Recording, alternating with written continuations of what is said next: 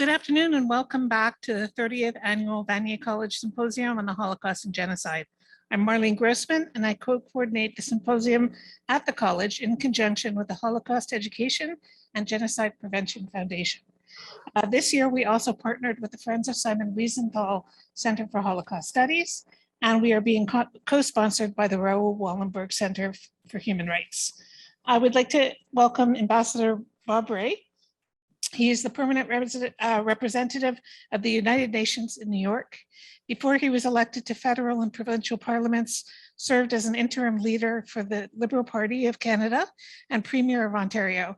He also taught law and public policy at the University of Toronto and practiced law specialized in Indigenous law and constitutional issues. In 2017, Mr. Ray was appointed as Canada's Special Envoy to Myanmar to address the crisis in the country, and later he was named Canada's Special Envoy on humanitarian and refugee issues.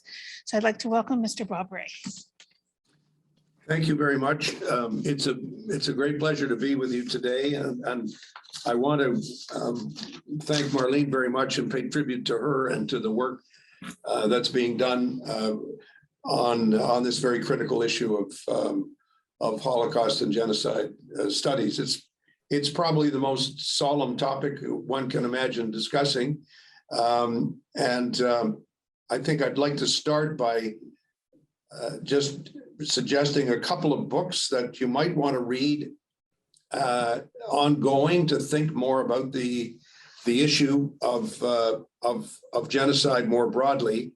And of course, there's a vast literature now on Holocaust studies, which is an incredible tribute to the vitality of not only the vitality of scholarship, but to the vitality of the human spirit of people willing to look evil straight in the face and write and talk about it in a very, very direct way. But the two books are one of them is by a woman named Samantha Power. It's called The Problem from Hell. And the other one is a book by a British lawyer and writer named Philip spelled Philippe Sands, S-A-N-D-S, called East-West Street. These are two very readable books. I'm not giving you the most dense books that I can think of, but these I think are probably the best modern day introduction to the subject. Sam Power, as she's known, is an American of Irish origin who has been ambassador to the United Nations under President Obama, and has also been is now the administrator of the U.S. aid program. She is somebody who's writing on human rights and more broadly on international law, has been tremendously influential. And The Problem from Hell is a very good introduction to the modern debate around genocide, which I will get to in a moment.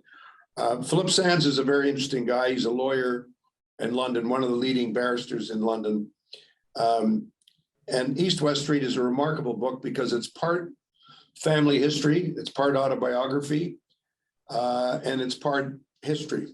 And it's a really excellent introduction to the development of international law on the subject of genocide, the debates within the legal community, and some of the remarkable confluences of events that basically center on a street in the city of Lviv,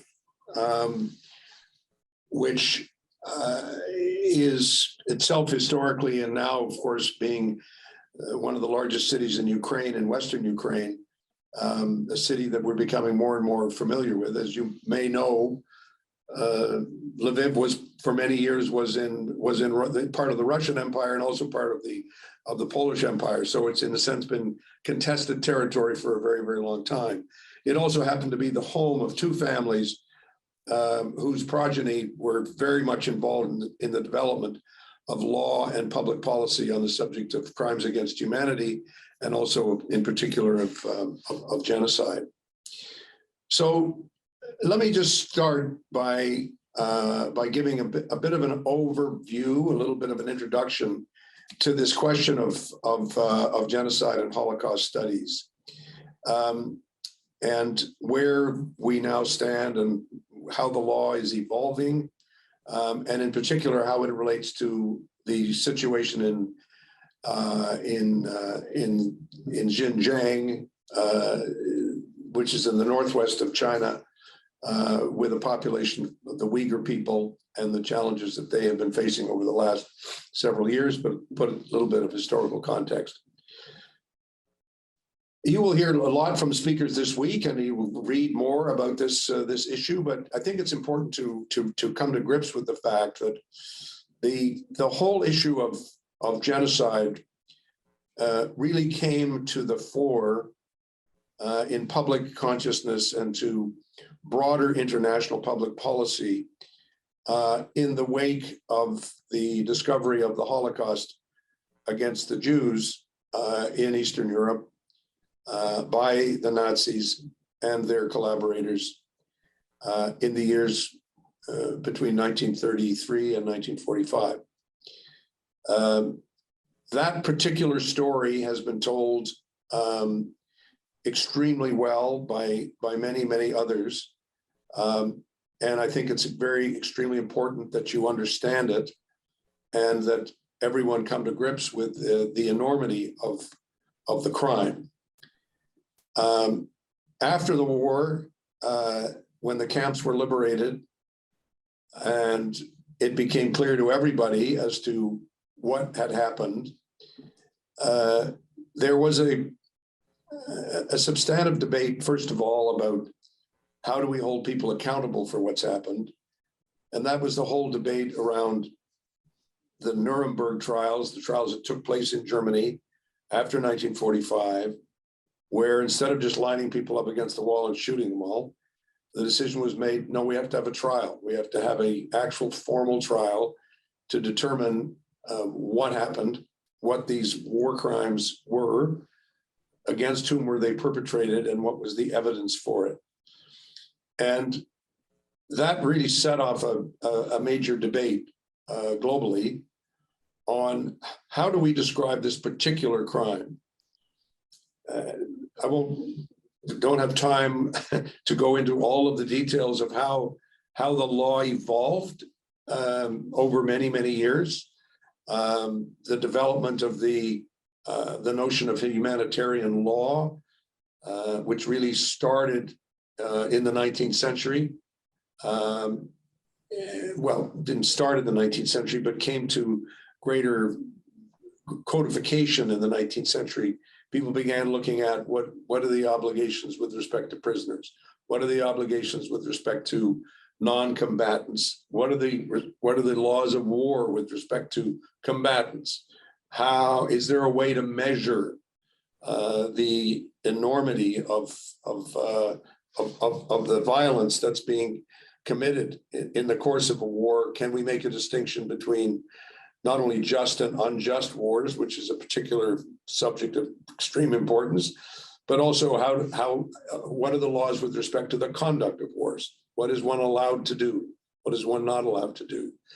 How do we deal with the issue of torture? How do we deal with the issue of various methods by which people are incarcerated and imprisoned? What do we hold them accountable for? What do we hold them guilty for? So these are a whole range of very, very basic and important questions that had developed over a long period of time. But after the discovery of the existence of the concentration camps, and after the realization that there actually was a determination by Germany to those responsible for the conduct of the affairs of Germany in the years between 1933 and 1945, that there actually was a systematic and determined attempt to destroy a people. And researchers have found and have written about how, in fact, we can trace the evolution of policy, so that it started out as being entirely discriminatory based on a theory of the inferiority and the separate nature of the Jewish people, then eventually turned into the so-called Nuremberg Laws in 1935, 34, where there were various steps taken to systematically discriminate against Jews, to deprive them of their citizenship, to deprive them of their livelihood in Germany, to force people to leave. And then ultimately, as Germany's war aims expanded, went to Poland, further and further afield, you can begin to see the evolution of a policy. We can date the decision to exterminate the Jewish people to a conference which took place in Wannsee, outside Berlin, where there was a determination. People were in the room. We know who they were. We know what they said. We know what they decided. And this is where the quote final solution was brought up, planned, and in the years between 1940 and 1945, executed, and with the murder of 6 million people. The enormity of that discovery meant that people felt that there was a particular name that had to be given to this crime. It wasn't like any other crime. It was a crime against a people, against a people. It was an attempt to eliminate a people. And so a man called Raphael Lemkin was an activist in the United Nations, in the international law community.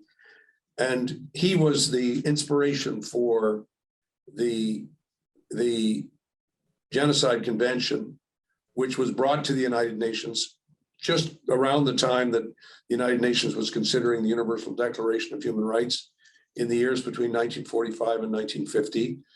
And the Genocide Convention was adopted by a number of countries, including Canada, including a number of other countries, and it's become a treaty. It's become the law of an international law in which the genocide is given a definition, in which the elements of genocide are described in systematic fashion, and in which the terms under which genocide would be determined to have taken place are also described.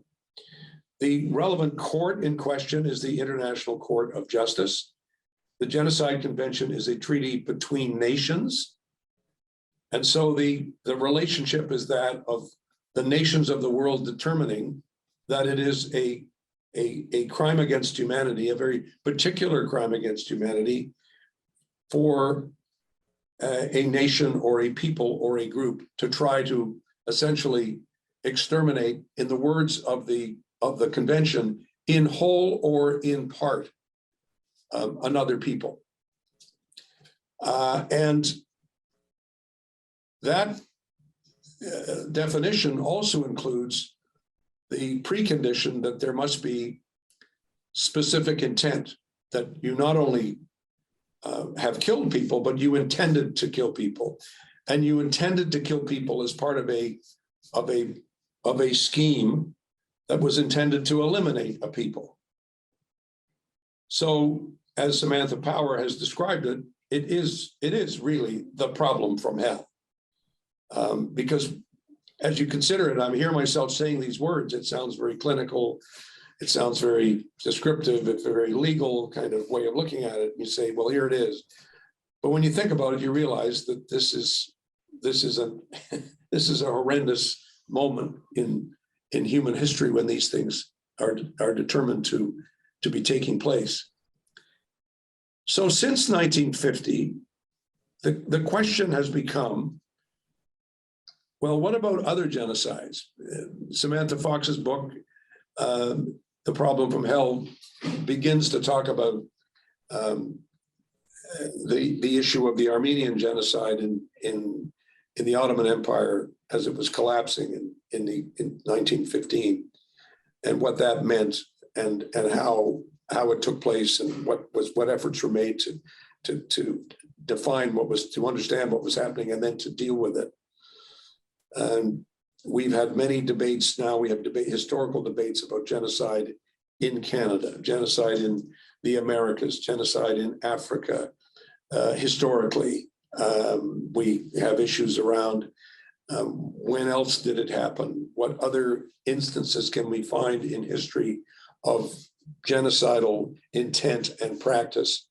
And then, of course, since 1950, what's happening now? What's happening in different places around the world where we can identify the elements of a genocide and identify the elements of and structure of it. And so now there's a whole literature around where does it start? How does hate speech begin? How does the definition of the other take place?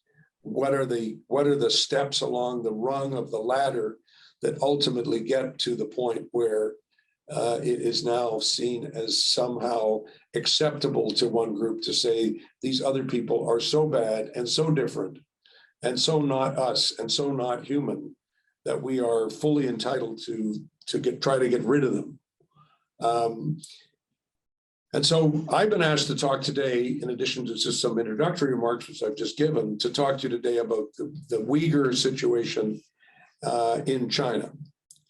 Simple thing. First of all, spelling. Uyghur is the now, I think, generally accepted spelling of the Uyghur people. The Uyghur people live in the northwest of China, the northwestern part of China, in an area of East Turkestan, northwestern China, bordering on the other stands in the region, Kazakhstan, the other stands in the area, in the province of China that's known as Xinjiang, Xinjiang spelled Xinjing, Xinjiang, and it's the furthest western border province of China. But in order to understand the Xinjiang issue and the Uyghur issue, it's important to not necessarily to become a total expert on the whole region, but to understand that this is a part of the world that has always been contested between China and its Mongol and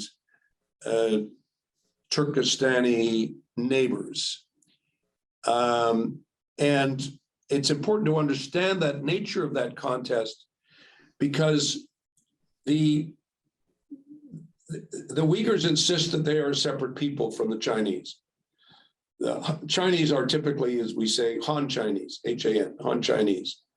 And there have been moments in history when China has ruled over Xinjiang. In fact, there are moments when they ruled very brutally over Xinjiang and about 300 years, 200 years ago. But there are also moments in time when the Uyghurs insist they were a separate nation, a separate people. So it's important to recognize the nature of that history. The second thing is to recognize the impact of Islam.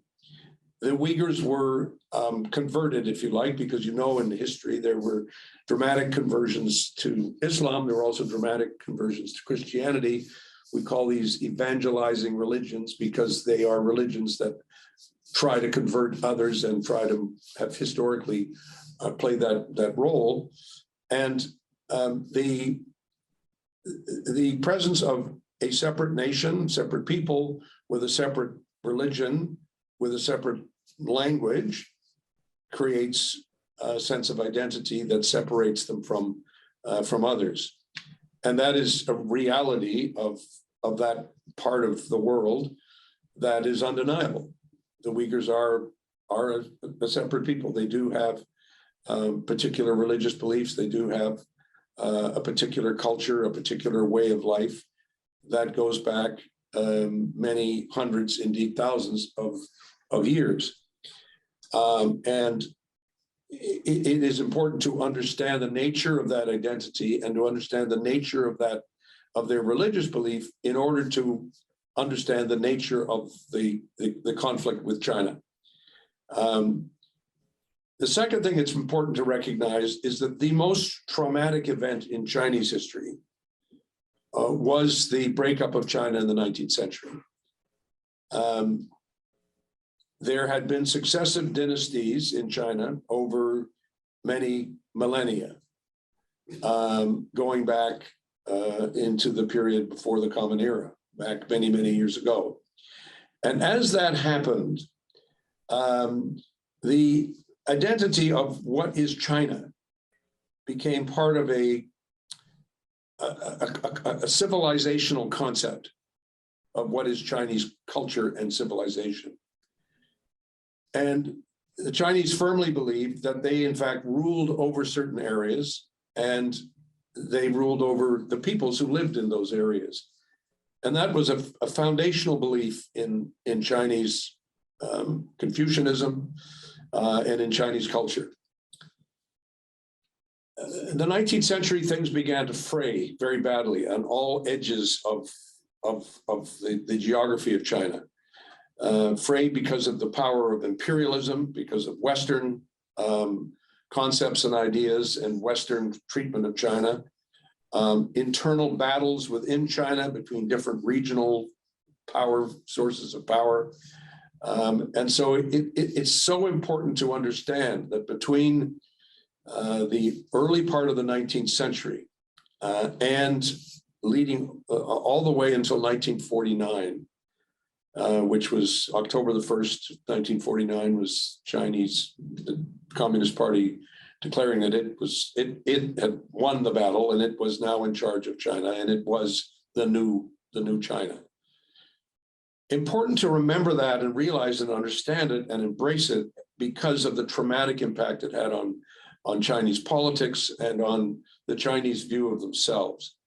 And I think we can only really understand Chinese attitudes to Hong Kong, Chinese attitudes to Tibet, Chinese attitudes to Taiwan, yes, and Chinese attitudes to Xinjiang, if we have an understanding of this powerful sense of trauma that related to the internal and external battles that China faced. The most serious, obviously, Chinese enemy was Japan. And the Japanese invasion of China in the 1930s was a brutal, dramatic, and catastrophic event for China. I mention all of this because you can only understand the current conflict with the Uyghurs if you understand a little bit of that history and why it's important. Essentially, what we believe is happening is that the Chinese have determined that they are going to need to take a much more aggressive approach to what they see as threats to the territorial integrity of China, as well as threats to Chinese cultural and what I would call civilizational identity, to the point that they feel that some really dramatic steps have to be taken to disempower the Uyghurs. And so in the last 10 years, 10 or 15 years particularly, the Chinese have incarcerated hundreds of thousands of Uyghurs. There's evidence that they have created camps where people are supposed to be, in quotation marks, re-educated. That there's been a systematic effort to dramatically slow down the birth rate by preventing women from having children, from sterilizing women. There have been long prison sentences for people who are deemed to be threats to the security of China. There's been a criminalization of much cultural and other activities on the part of the Uyghur, and discrimination which can only be described as systematic, and an abuse of human rights which has been described as extraordinary. There is a report that now sits in the Human Rights Council that is yet to be released, that we're waiting to see, that is supposed to be describing the latest or the overview of the treatment of people. And the Human Rights Commissioner, the High Commissioner for Human Rights, is asked to go to China, and we haven't heard yet how this is being organized or whether she will be able to go, but there's still a dispute about this. There have been several major reports, one by the BBC, another one by Amnesty International, a third one by Human Rights Watch, a fourth one by the Fairfax Institute, all of which have been very clear with respect to the extent to which the attacks on human rights of the Uyghur population, the attempt to incarcerate that many people, as well as the basic affront to human rights, could in fact be described as a genocide. Now, I talked to you earlier about the definition of a genocide, and you'll remember that the part of the definition is the intent. It has to be the specific intent to eliminate a people, destroy a people in whole or in part. And the question is, if you like, if you see it only as a legal issue with respect to a genocide, you say, well, how do we prove it? A couple of problems. One, China has an ambivalent attitude towards the Genocide Convention and the jurisdiction of the International Court of Justice, to put it politely. Secondly, the proof of intent is not necessarily that easy to do. But my own view is that, yes, that's from a legal perspective, that's correct. It's not easy to prove. From a political perspective, from a broader perspective of the definition of genocide, can we say that this is a situation that could be described as a genocide? My answer is yes, it could be.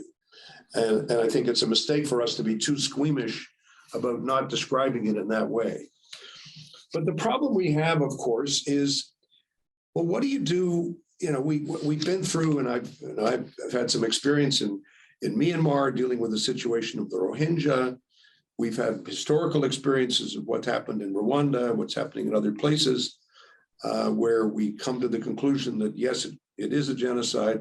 We have the treatment of the Yazidis, for example, in Iraq, where clearly there were genocidal desires on the part of ISIS and others in terms of the physical elimination, destroying, killing people in that fashion.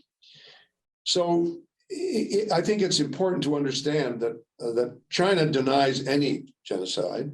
China denies the right of the West or any other countries to interfere anyway in their internal matters. They regard the question of how the Uyghurs are being treated and what are the issues. They say we're fighting terrorism, we're fighting separatism, we're fighting extremism.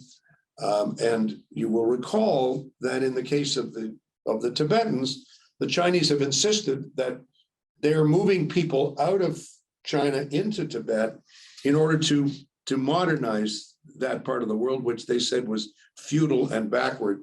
This is a very similar argument to what is being said about the conditions in Xinjiang, and therefore the Chinese insist that they have a right to educate people out of a purely religious form of oppression into something that they regard as being freer. This is their theory. I don't agree with it, but nevertheless, that's the argument that they put forward. Finally, we have the question of labor conditions. And this is, I think, another growing area of profound concern about what is happening. Xinjiang produces 20% of the world's cotton. 20%, that's a huge amount. It's one of the great cotton centers of the world. And they do it under very, very difficult, in fact, appalling labor conditions, which we're beginning to document and see more and more and beginning to understand better and better. One of the interesting things that's happened with technology is we can now have a better sense of the geography of Xinjiang. We also have a better sense of how camps are established, what are these buildings, where are they going. Just by looking at Google Earth, you can get a sense of what is happening here and how are these places organizing themselves. And so the BBC, in its groundbreaking study in 2018, made a point of saying we have aerial photographs which can only be explained as being camps like concentration camps. There's no other way to describe what they could be or what they are. They're large jails. And the population of those jails could be as high as 1 million people. The total population of the Uyghurs is about 12 million people.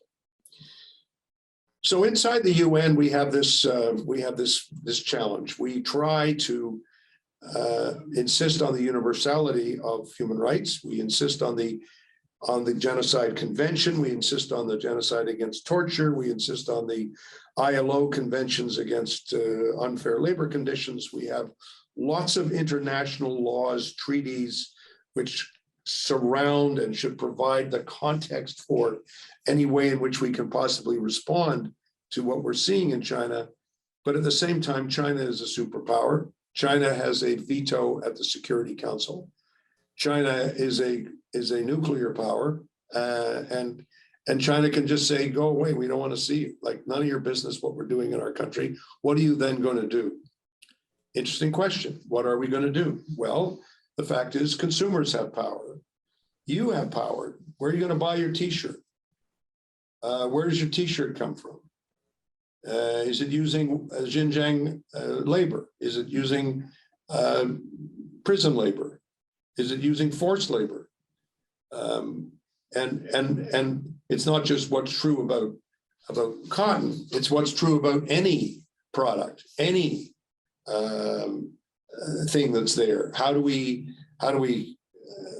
begin to understand better that the power of the consumer can be when faced with this kind of evidence of serious human rights abuses? I think the frustrating thing we're feeling today, and perhaps I'm feeling it most acutely about Ukraine, but I feel it as well about what's happening in China as well, is the famous French philosopher Pascal said a few years ago, a few hundred years ago actually, he said, you know, power without justice is tyranny. And I think we understand that. And law without force is powerless. And I think the frustrating thing that we're recognizing is that we can construct international law in certain ways, but the most difficult thing to do is to say, well, what's the next step to enforcement? How do we get to a place where we can begin to put the pressure to bear on China with respect to the civil rights and human rights and other forms of abuse that are taking place, even to deal with the question of genocide? And I think that remains one of the great challenges that we face. All of our countries are trying to do more. We have laws. We have the so-called Magnitsky laws. We have other laws in place which we use. We bring force, if you like, the force of pressure to bear where we can. But are we turning the dial on these questions? It's hard to tell. And I think that's one of the things that we need to really discuss a bit about what more our countries might do and why this is such a critical question. So I think I'll leave it at that. I've taken a bit of time and I appreciate the opportunity to speak with you, and I'm happy to answer any questions that you may have or any points you'd like to make. Thank you so much. So I think you answered at least part of one of the questions, but I'm just going to read it to you. Would you agree that the sensitization of the Uyghurs, Tibetans, and the Xi regime is similar to the Russianization of Ukraine and the occupied regions of Ukraine? Are these genocides similar to Stalin's genocide against the Ukrainians in the 1930s? Yes, I think they raise the same issue. I think historically, the argument goes in the Uyghur community that I've spoken with is that the process of attempting to obliterate the culture is not new to China. It's something which has been going on for hundreds and hundreds of years. This tension between the two, if you like, the two peoples, the notion that they are a separate people and their refusal to recognize that separateness. And so essentially China conquered, when it's ruled Xinjiang, it's ruled Xinjiang because it conquered Xinjiang. And so you have terrible examples of oppression in the 18th century under the Qing dynasty in China that were very similar, parallel to what's going on today. You move colonists in, you move people in, you take land away, you take separateness away. And that's what creates the sense of the people being oppressed and the people being denied to be themselves. And that's what creates the dynamic. And there are parallels. There's many, many parallels with many other historical situations that one could draw. Another question: why not impose restrictions, sanctions on China as are currently being imposed on Russia? Well, that's a good question. And I think this is where, if you like, politics and reality seeps in. China is deeply integrated into the global economy, deeply integrated into the global economy. Cutting off supply lines and supply chains to China is not like cutting off supply chains to Russia.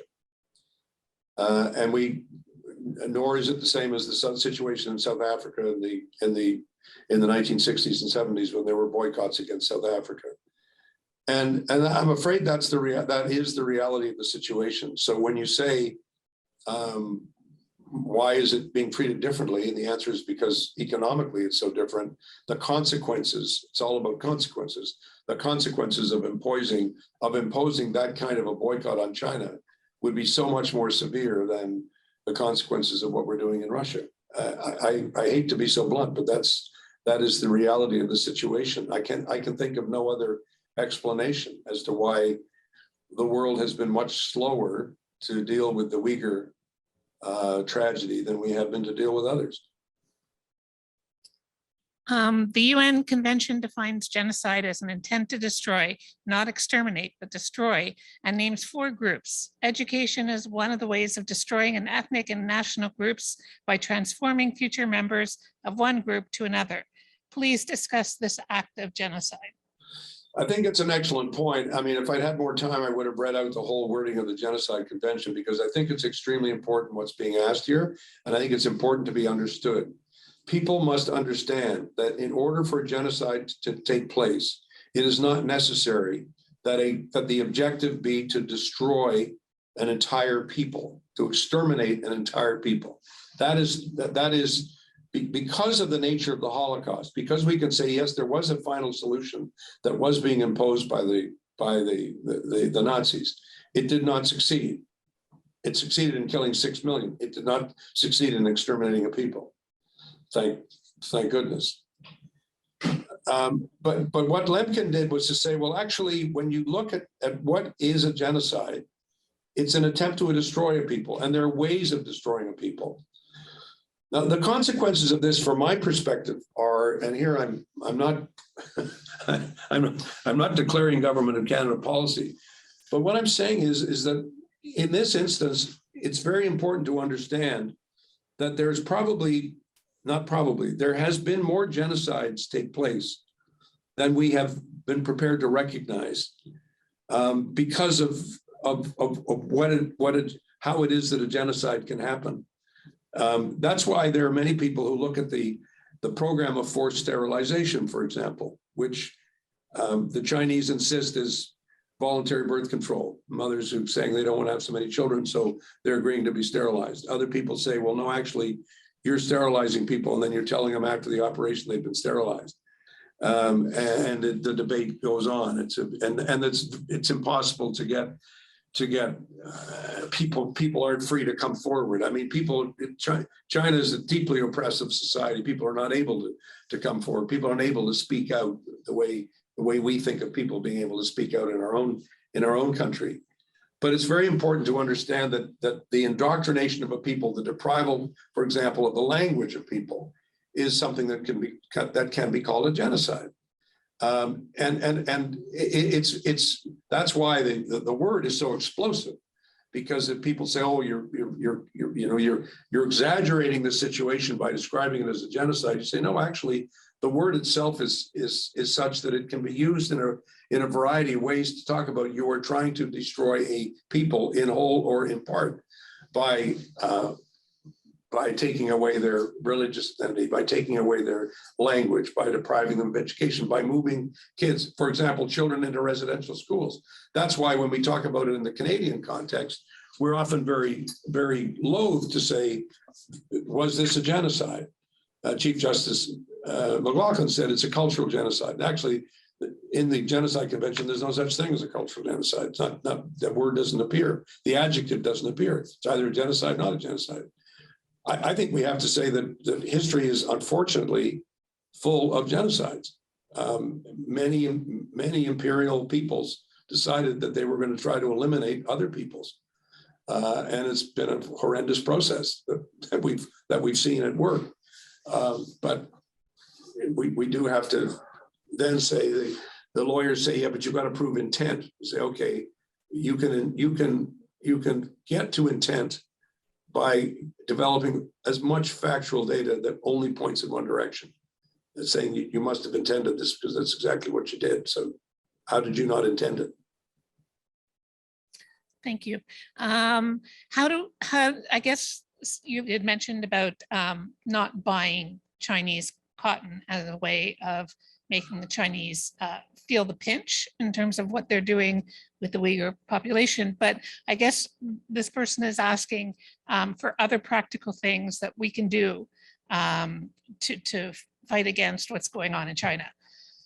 Well, I think the challenge we face is that the one thing Ukraine has taught us is that if we don't have a systematic plan as to how we're going to deal with this, then we're kind of whistling in the wind. We make efforts. I mean, we have, the reports are piling up higher and higher now, right? The evidence is not disappearing. We don't believe that the foundational things that have been found in the various studies and analysis that's been done, we don't think that they're factually incorrect. We don't think that there's some, basic error in our thinking in what's been done. So then the question becomes, well, how seriously do we take this? And why would we let this happen without some kind of deeper response from Western governments and from other governments? And I think the reason it's been proven difficult is because of what I said earlier, and that is the degree of economic power which China has, and the degree of reluctance that many governments have to pursue the issue of the Uyghurs, means that we don't have the ability to actually influence what China does or doesn't do.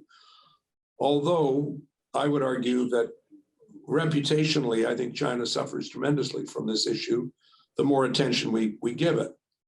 And of course, as we give attention to this issue, the Chinese will be giving attention to issues which they think we will find embarrassing.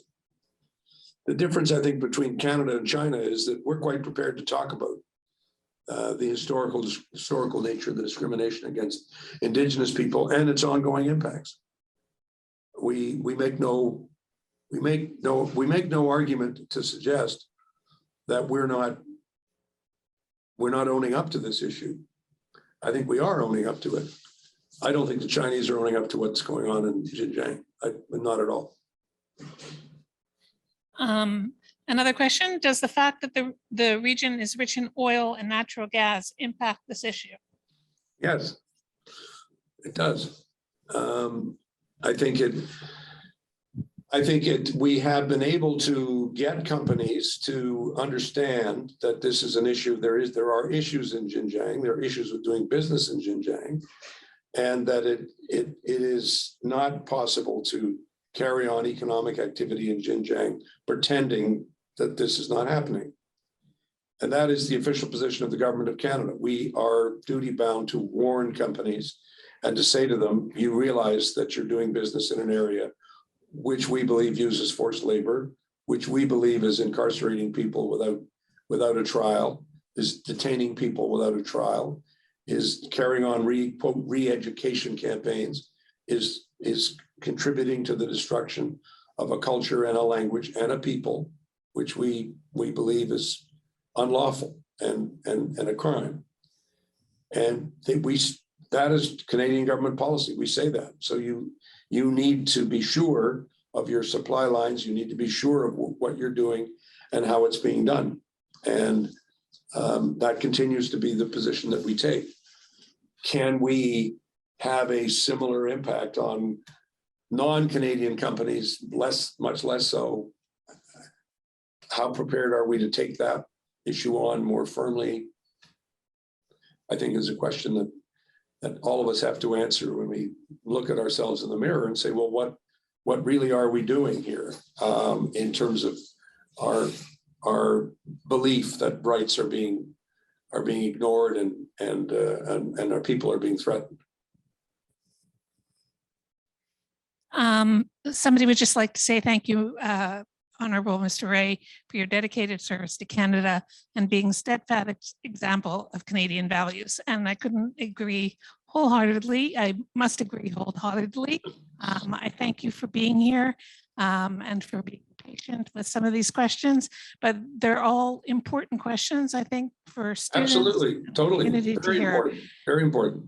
So thank you for attending. Thank you very much. It's great to be with you. I've enjoyed it very much, and you keep me on my toes, and I and I appreciate that. It's good. It's good to get a chance to meet with you. And this is an extremely serious subject. It is, as Sam Powers said, it's the story from hell. But unfortunately, it's a hell that too many people have to live through and are living through. And it's important for us to keep their situation, their memory, and their example in our minds and in our hearts, and in our brains, and for us to be keeping on thinking about what more can we do and how can we make progress. And I really appreciate the chance to be with you this afternoon. Thank you very much. Thank you. Bye-bye. Bye. Take care. Bye, everyone. Bye-bye now. Thank you for attending.